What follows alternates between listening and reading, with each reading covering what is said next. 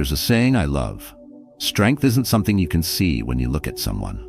True strength isn't measured by what's visible on the outside.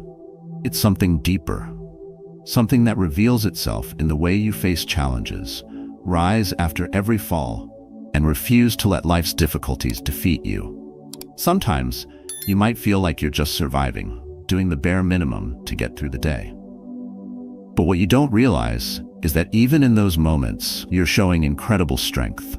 This kind of strength doesn't come from lifting weights or wearing a brave face. It comes from persistence, resilience, and the quiet determination to keep moving forward even when no one is watching.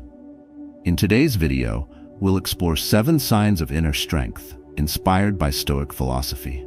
These are not flashy traits, but essential life skills that define what it means to be truly strong.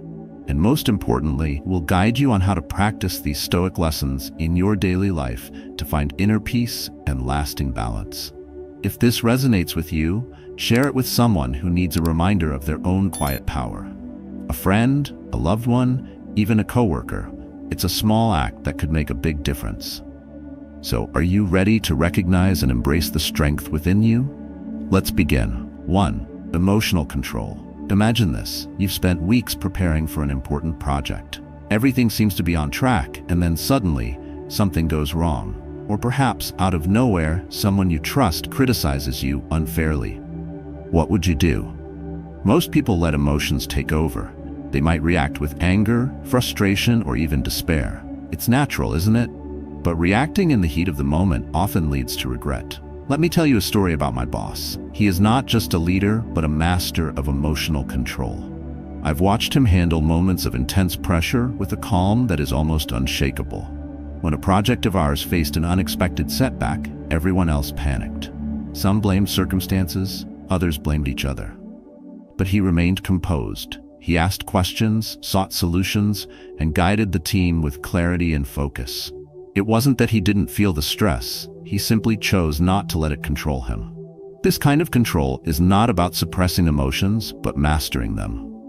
As Marcus Aurelius, a Stoic philosopher, said, "You have power over your mind, not outside events. Realize this and you will find strength."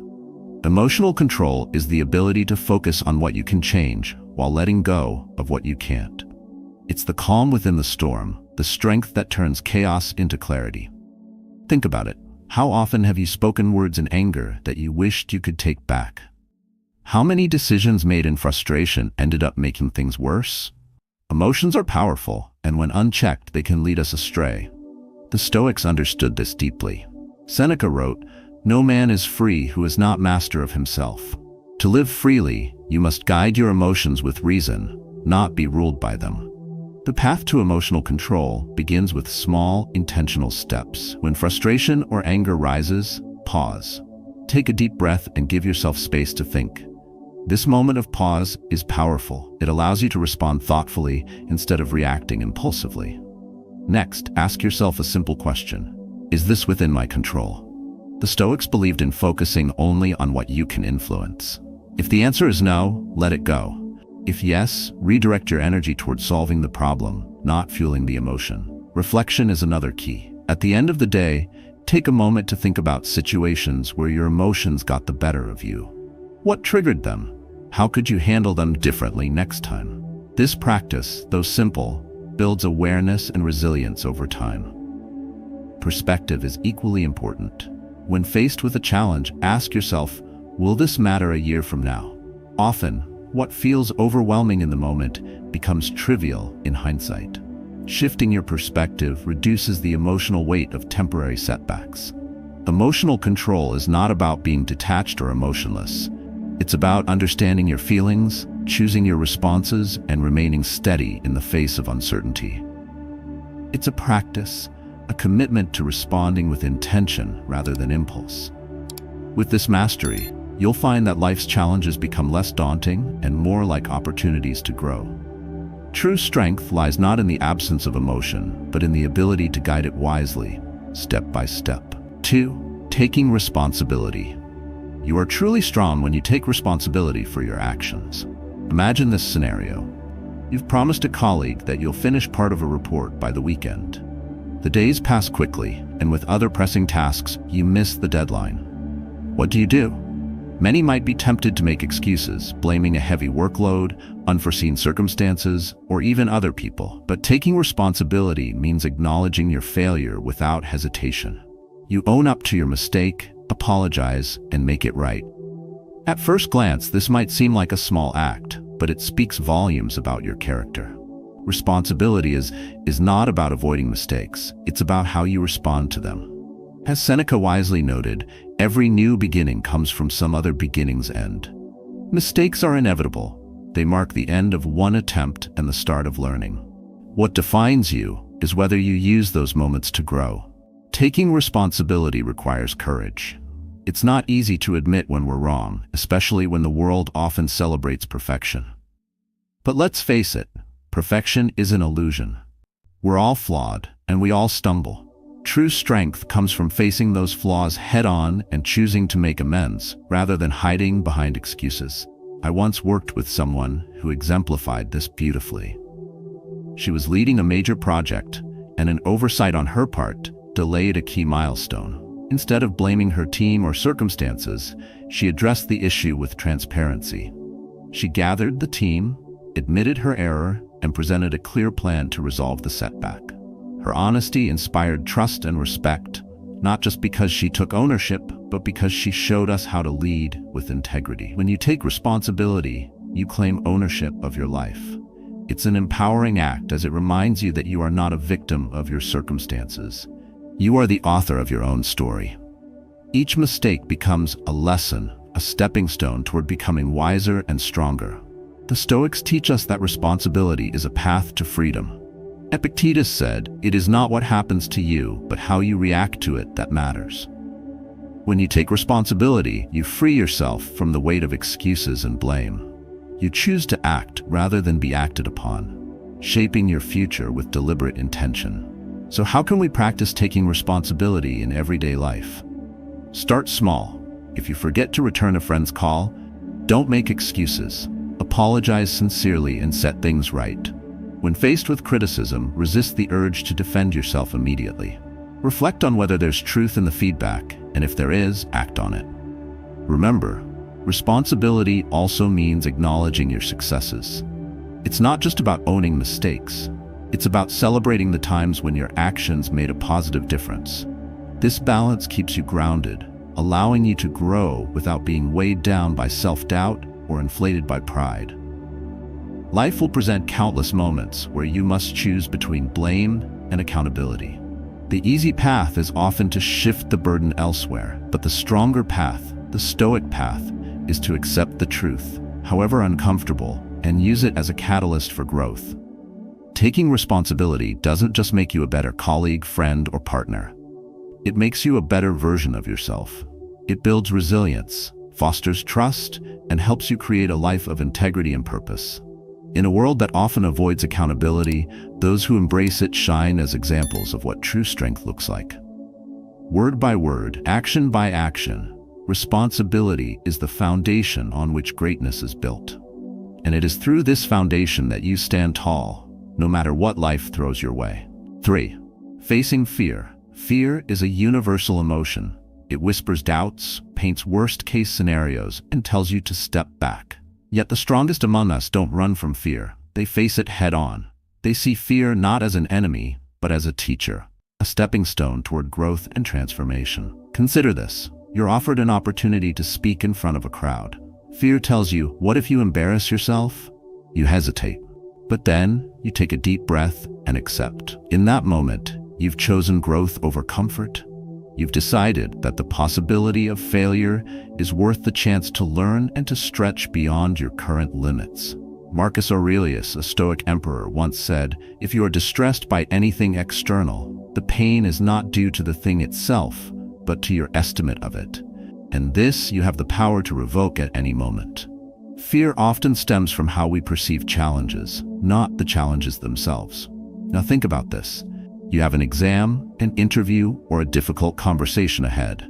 Fear will try to stop you by highlighting what could go wrong. A strong person, however, recognizes this voice and chooses to act despite it. They understand that courage is not the absence of fear, but the decision to move forward regardless of it. Let's look at smaller everyday moments.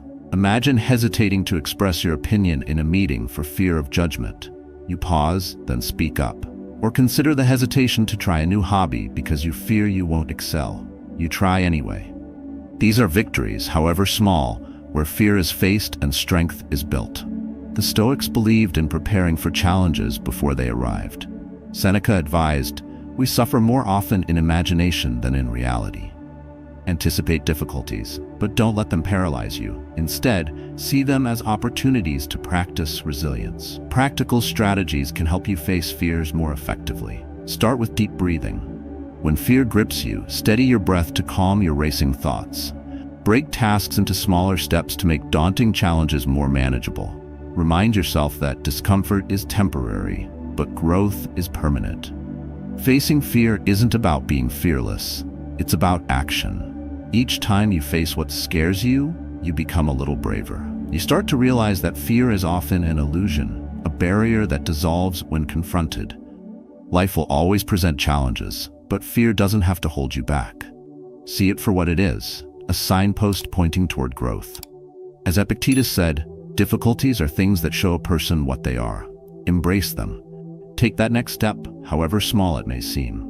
Because on the other side of fear lies transformation, a stronger, wiser, and more resilient you.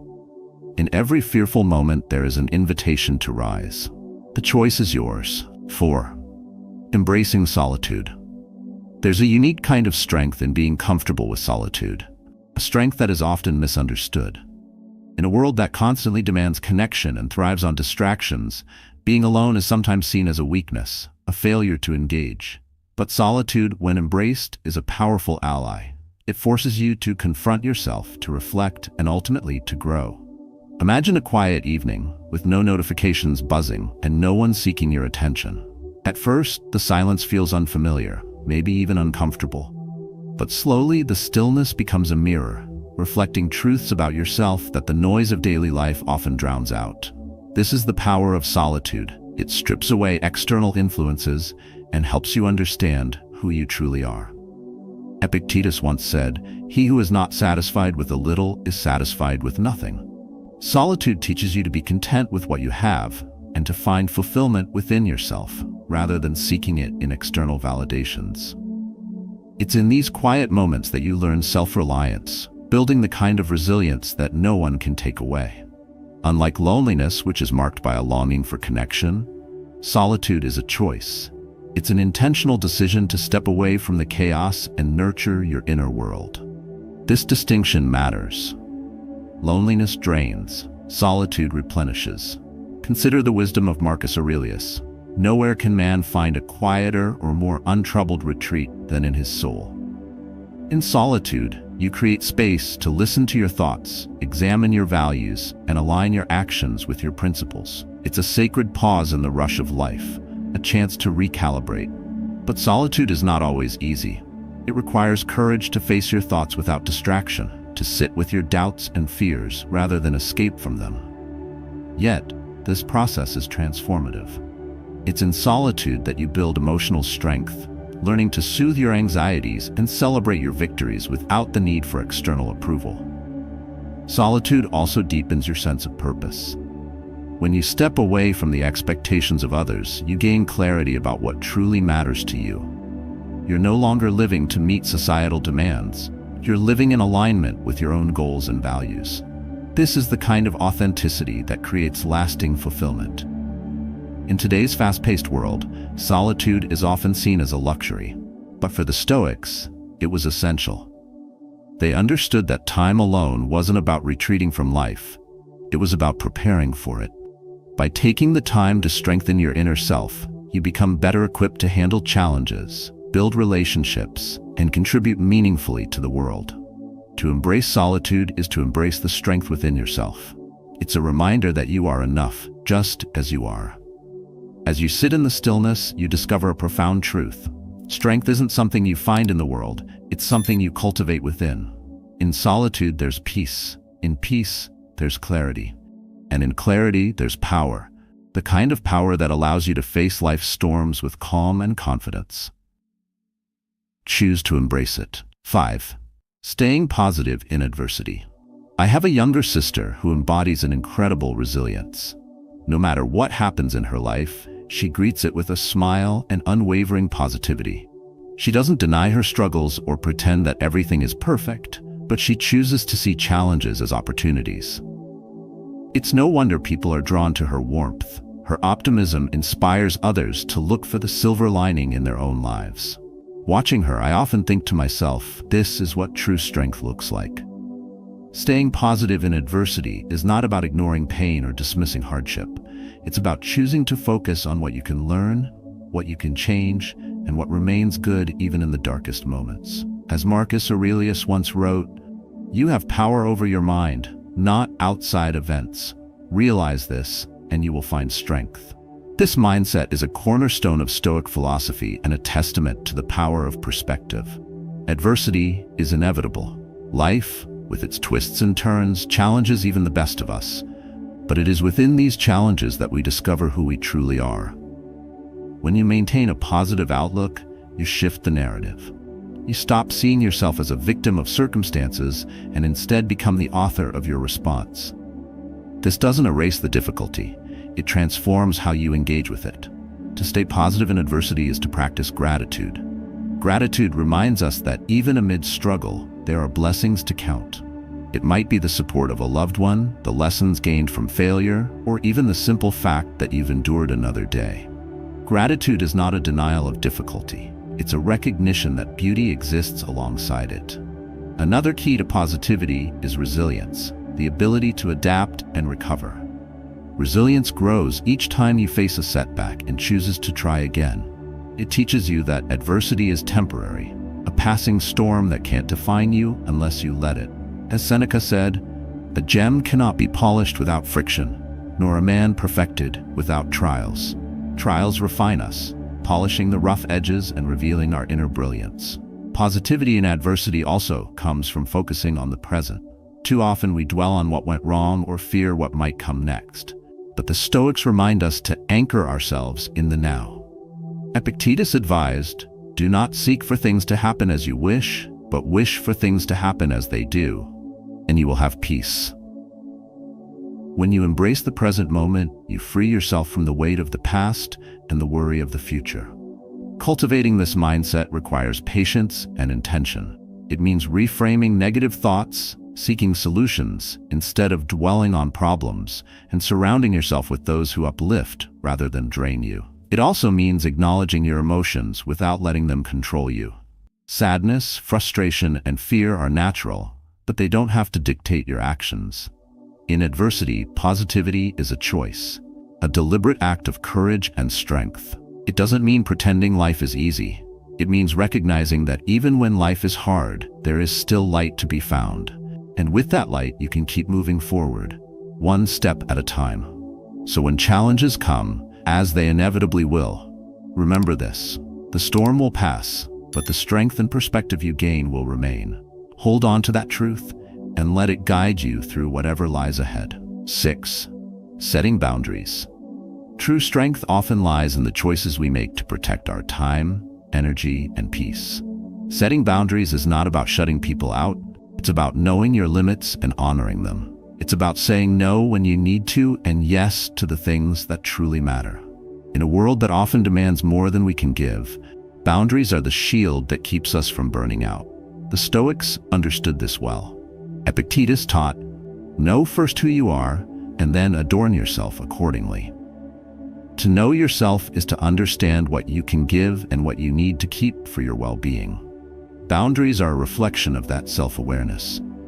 Some might view setting boundaries as selfish, but the truth is, you cannot pour from an empty cup. When you give without limits, you deplete yourself, leaving little for others and even less for yourself. Saying no isn't rejection, it's an act of self-respect. Let me share a story. A close friend of mine once found herself overwhelmed by constant demands from colleagues, friends, and family. She rarely said no, fearing she would disappoint them. Over time, she grew exhausted and resentful. One day, she decided to make a change. She began setting clear boundaries. scheduling personal time, declining commitments she couldn't handle, and communicating her limits with kindness. The transformation was profound. Not only did she feel more energized, but the relationships that mattered most to her grew stronger. Boundaries don't just protect your energy, they also teach others how to respect you. When you set limits, you show the world that you value yourself. And in turn, people learn to value your time and presence. Boundaries also provide clarity. When you know where your limits are, decisions become easier. You no longer waste energy on things that drain you. Instead, you focus on what aligns with your goals and values. Marcus Aurelius advised, "If it is not right, do not do it. If it is not true, do not say it." Boundaries help you live with that kind of clarity and purpose. Practicing this kind of strength requires courage. There will be times when people push back, when they accuse you of being difficult or selfish. But remember, you're not setting boundaries to hurt others. You're setting them to protect yourself. And those who truly care about you will respect your limits, even if they don't always understand them. So how do you begin? Start by identifying what drains your energy and what replenishes it. Take note of the commitments that bring you joy and those that leave you feeling depleted. Then make a plan to prioritize the former and minimize the latter. Communicate your boundaries clearly and with kindness, but stand firm when they're tested.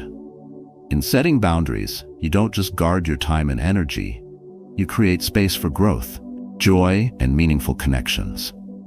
You choose what deserves your focus, and in doing so you align your life with your deepest values. The act of setting boundaries is not a wall. It's a doorway to a healthier, more balanced life. It's a declaration that your time and energy are precious and that you are worthy of the peace that comes from protecting them.